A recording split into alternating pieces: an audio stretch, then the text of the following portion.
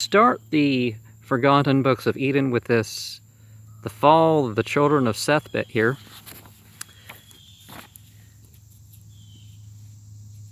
The Forgotten Books of Eden, writings giving mankind's early picture of the past and hopes for the future that have survived the devastation of the centuries, translated from manuscripts of the pseudo-epigraphal group,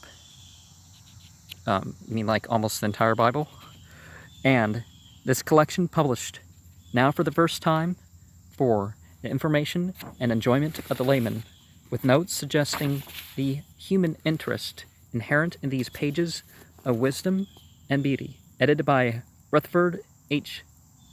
Platt, Jr. J. Alden Brett was the assistant editor, and illustrated by Paul Laune.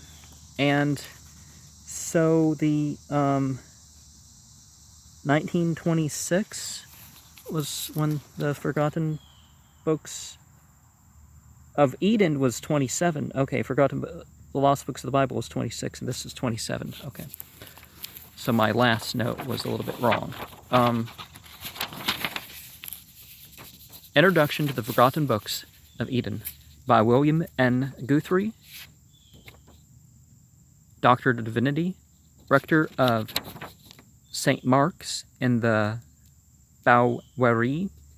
An American Indian song is his very own. No other man can sing it without his explicit permission. It is impregnant with his aura. It is, not in our sense, however, property.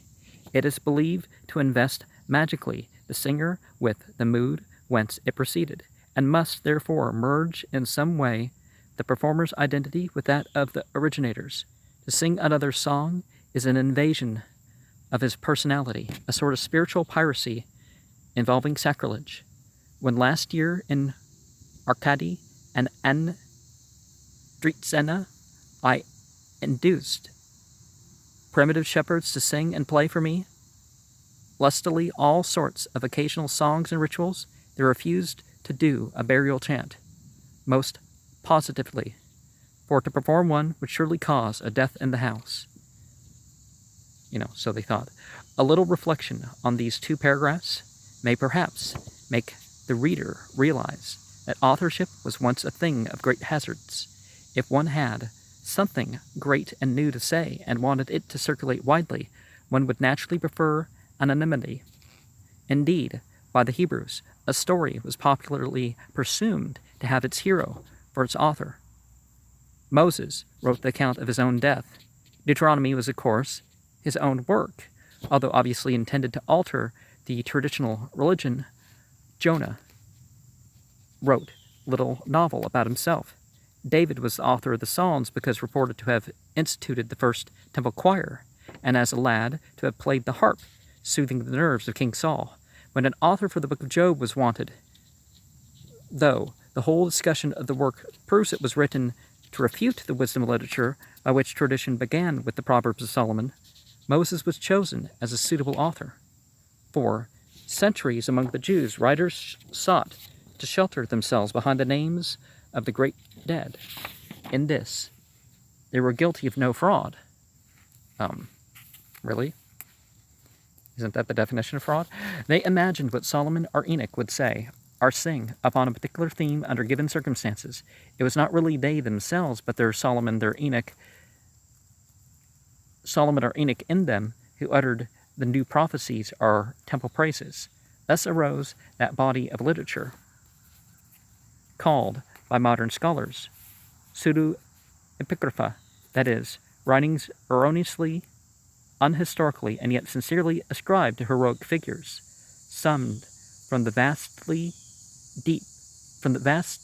deep by a self-denying imagination, eager to alter man's belief and custom, to interpret his hope and sorrow, without personal gain or fame, and also, may one add, without the deterrent of persecution to arrest free utterance.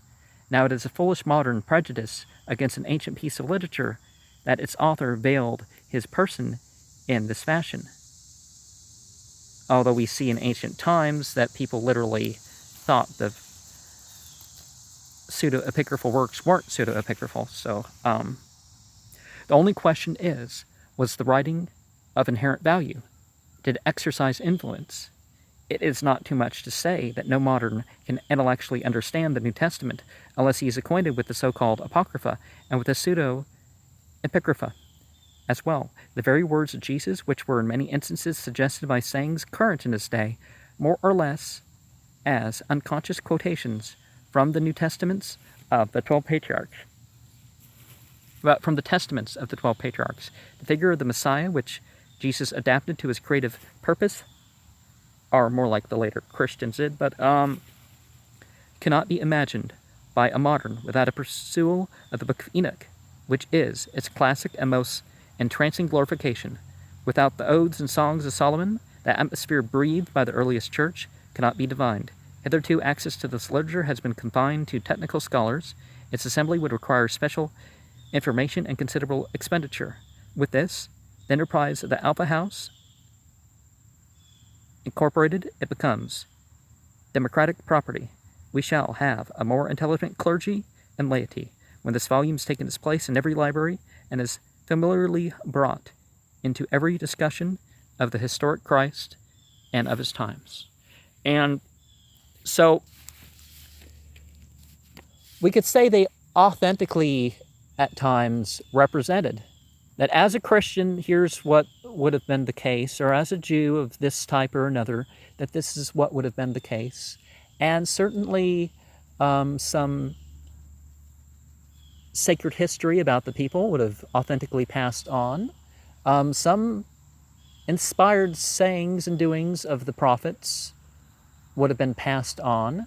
Some of the revelation they received would have been passed on. Some of the scholarly interpretations and would have been passed on, and they would have all been mixed in together to the point where you don't know what's what, but it's representative of a tradition, and it's probably done better than most of them, right?